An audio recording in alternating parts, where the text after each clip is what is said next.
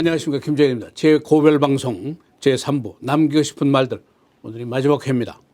오늘은 한인사회 편인데, 한인사회가 참 걱정스럽다는 말들을 하시는 분들이 최근에 굉장히 많습니다.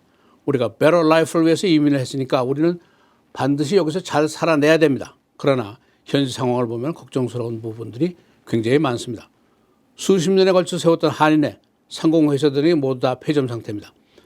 내가 누구를 위해서 봉사를 해야 되고 희생을 해야 되느냐 하는 해답이 없는 것이기 때문입니다. 우선 한인사회가 아직 커뮤니티라는 언어의 정의조차 확립이 잘 안 되어 있습니다. 웹스터 사전에 따르면 커뮤니티라는 말은 지역적인 문화적인 동료 집단일 뿐 아니라 공동의 이익을 추구하는 이익단체의 성격도 포함을 하고 있습니다.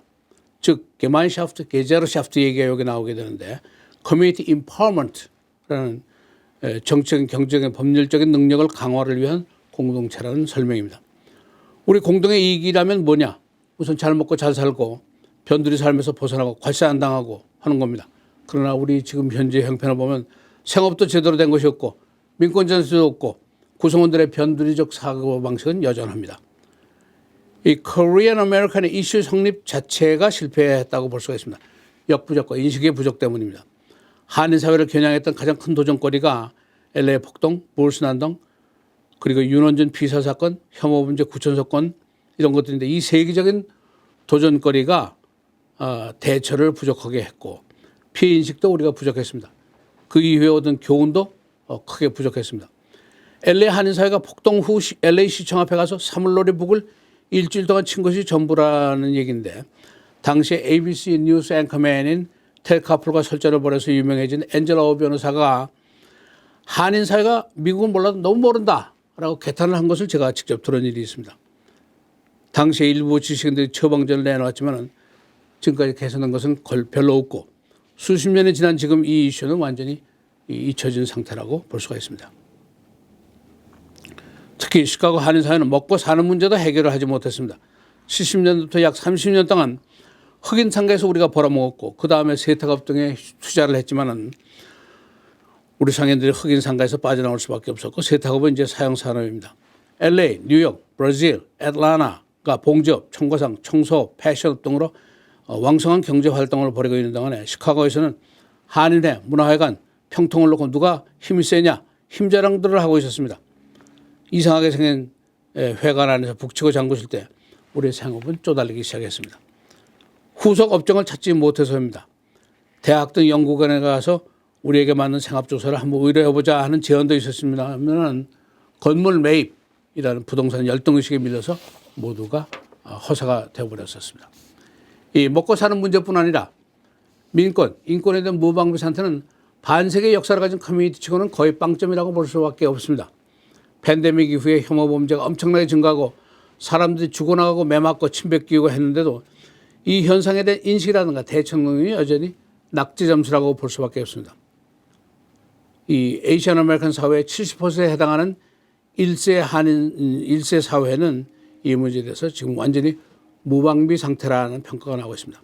그나마 시카고 한 사원이 AAPI와 연계해서 서베이를 한다고 해서 다행입니다. 1세 한인들의 능력에 한계가 있는 것은 사실이고 개선점을 찾아야 되는데 어떻게 할 것이냐.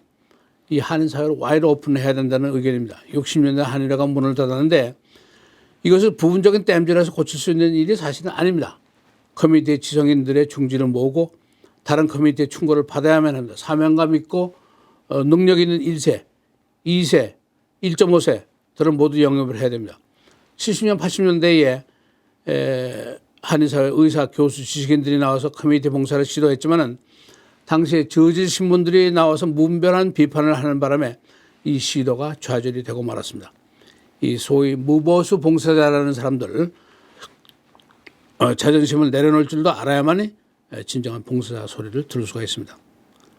은퇴 노인들의 소셜시큐리티 수령은 적고 노인 아파트는 아직 멀었고 그나마 시카고에서 식당, 식품, 식품점 심지어는 제과점에 가서 쇼핑을 해도 이 돈이 다음 날에는 바로 다음 날 몽땅 서울이나 뉴욕이나 나성으로 가게 됩니다. 시카고에 머무는 돈은 $1도 없다. 왜? 여기 토박이 비즈니스가 다 죽어버렸기 때문입니다. 미국에서는 어떤 형태로든지 커뮤니티라는 기관이 존재해야 되는데 필수적인 존재입니다. 다른 커뮤니티에서 배우는 자세를 가지는 것이 우선 급선무입니다. 이 주류 사회의 문화를 빨리 습득하는 커뮤니티가 경제적으로 더 잘 살더라 하는 것은 이미 입증이 된 사실입니다. 우리가 당장 해야 될 것은 주류 사회에 빨리 적응하고 자체 조직 능력을 높이고 다음 세대나 또 타 커뮤니티에서 빨리 배우고 이런 개방된 자세를 갖는 것이 중요합니다. LA는 1세와 2세 사이가 가깝다고 합니다. 부를 축적한 1세들이 2세들의 사회 진출에 대해서 10,000불, 20,000불씩 돈질을 잘하기 때문이라는 풀입니다. 시카고 1세들이 1,000불을 줄 때 LA 1세들이 10,000불을 주니까 상황이 다를 수밖에 없습니다.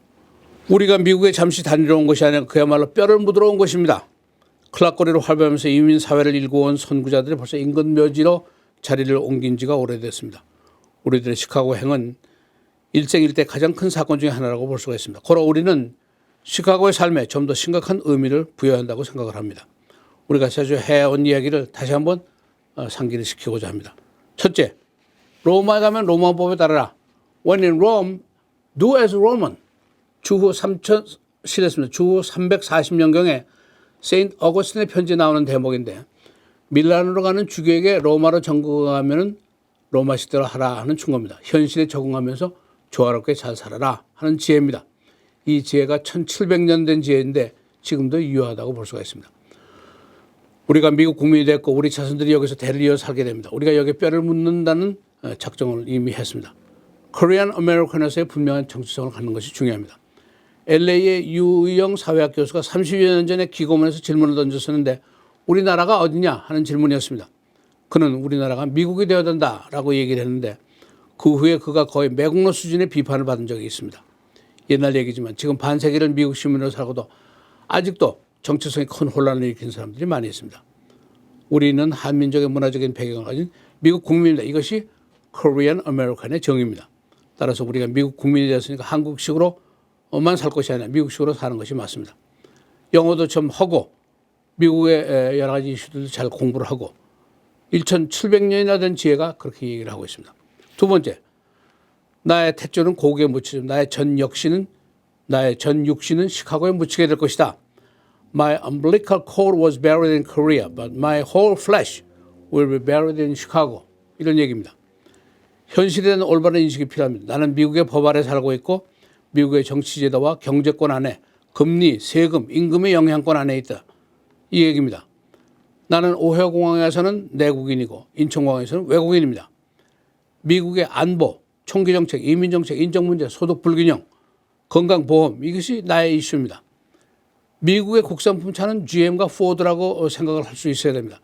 만약 이들이 파산하면 400만 명의 실업자가 나오게 되고 그렇게 되면 당장 내 세탁소에 문제가 생기게 됩니다. 고로 GM과 포드가 나의 국산품 차고 나를 대표하는 사람은 우리 지역의 하원의원, 상원의원, 주지사, 미국 대통령입니다. 나의 대표가 문재인이나 영사관이 아니라는 얘기입니다. 우리가 목에 대해서 가지고 있는 것은 그 감정은 이모셔널 이슈, 태극기 촛불이 그런 데 속하는 것입니다. 현실이 문제가 아니라는 것이 착각을 하면 우리의 삶의 태도가 크게 엉뚱해질 수가 있습니다. 세 번째, 타고 온 배를 불태워라 하는 얘기가 있습니다. Burn down the ship brought you to the shore. 고대 그리스 병사들이 외국을 침략할 때 타고 온 배를 해변에서 불태웠다는 고사입니다. 살아서 돌아가는 방법은 승리뿐이다 라는 결심과 각오를 표현하는 것입니다. 지금의 세상은 크게 달랐습니다. 교통과 통신의 발달로 우리가 떠나온 고국이 바로 지척입니다. 그러나 우리가 개척민의 각오와 결심을 하는 것이 중요합니다. 타고 온 배를 불사르고 내가 선택한 이 땅에서 기필코 성공하고 말겠다 하는 결심을 말하는 것입니다. 자칫하면 우리가 평생을 2등 시민, 뜨내기 시민, 손님으로 이 세상을 살 수도 있기 때문입니다. 미국을 알고 미국에 적응하고 미국에 도전해야만이 이민의 꿈이 성취되는 것입니다. 지금까지 4회 걸쳐서 남기고 싶은 말들을 정리해 봤습니다. 제 의견, 제 주장이 모두 옳고 정답이라는 주장은 하지 않겠습니다. 각자의 의견과 주장도 당연히 존중을 받아야 될 의견입니다. 제가 강조하고 싶은 이 사회에 저와 같은 생각과 의견과 주장을 확실하게 한 사람이 있다는 것을 생각해야 된다는 것입니다. 이로써 제 고별 방송 남기고 싶은 말들 대충 끝을 마감을 하겠습니다. 이제는 12월 17일 다음 주에 유튜브로 나가게 될 제 은퇴 특집 방송만이 남아 있습니다. 여러분의 많은 애청을 바라겠습니다. 안녕히 계십시오.